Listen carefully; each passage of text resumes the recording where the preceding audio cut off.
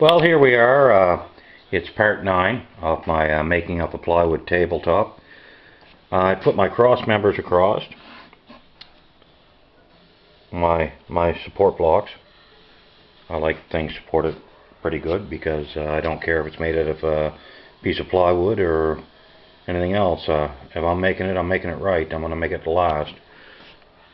And anyway, I put these little strips in here. They're 3/4 inch right here by about 3/8. And when I did it, I kept them back from that line about a 1/16 of an inch. And that's for my bumper.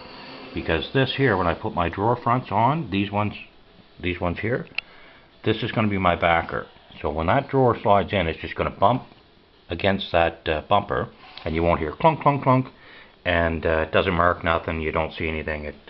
It's kind of my thing anyway. Well, it's not my thing. It's really it's the way it's done.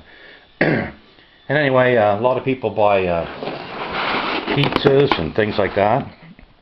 Right. Well, I bought a box of pizza one time, and it came like this. There's some beautiful looking wood in this. All right. I did a piano years ago, and I used some of this to remake it, to redo it. Steamed a lot of it. It's all veneer, right? Gallons of it in here, right? Acres of beautiful looking wood. Someday I'll get back to making another guitar, a real nice one. But that'll be maybe, I don't know if I can do it, or I know I can do it, but I don't know if I got time to do it.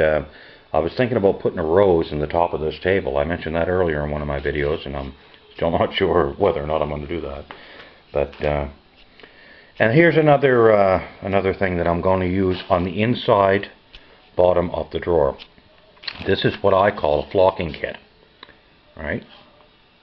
Okay, and what this does, this is basically like a suede material that you'd see on high-end pool tables and stuff. I have it in green, red, yellow, you name it. I like the red. Red looks good on this stuff.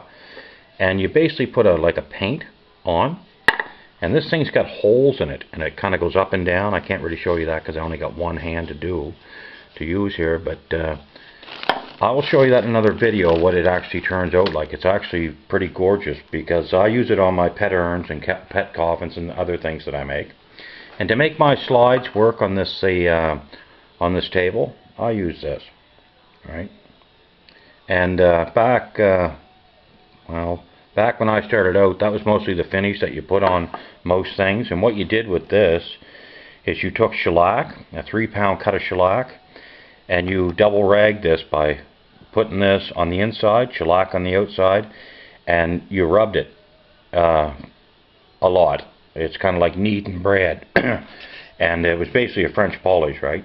But I'm not going to get too complicated here. I think I just did. But anyway, I'm going to keep you up to date on this. This isn't going to take too much longer. Maybe another 15-20 minutes, and I'll have that all milled up. And I have my stacked dado blades in the saw here, and that's what I'll use to rip a strip so that my drawer slides will work. And when you do this, keep up here 1/8 of an inch. So whatever you do here, deduct 1/8 of an inch off that, so you got room for the drawer not to bump against this. You don't want that. It's the same as what I'm going to do here. I don't know if I can, right here, that's going to be ripped up probably, well, it won't be 1/8, but it'll be a strong 1/16, so it doesn't bump against the top of this, because you're always going to have movement, right? And anyway, that's part 9 of my video. And I'll probably put part 10 on in a little bit. I hope you guys are interested in this stuff, and I didn't waste my time on doing this, because it takes me a lot more time to make this video than me doing this work. So if I was working for somebody, I'd be fired right now. Anyway, I'll keep you up to date. Okay, God bless.